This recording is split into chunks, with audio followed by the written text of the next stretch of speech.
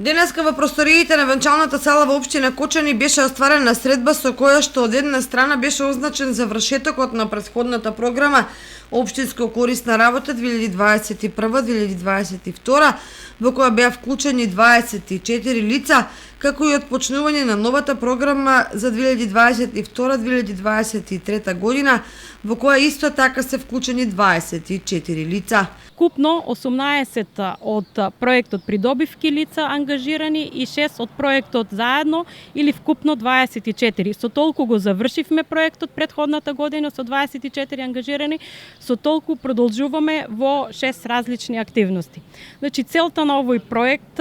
е да се да станат конкурентни на пазарот на трудот тешко вработливите лица, да се вработат, да излезат од дома од една страна, а од друга страна да се подобри нивото на социјалната услуга, односно да се види каде има потреба да се делува и да се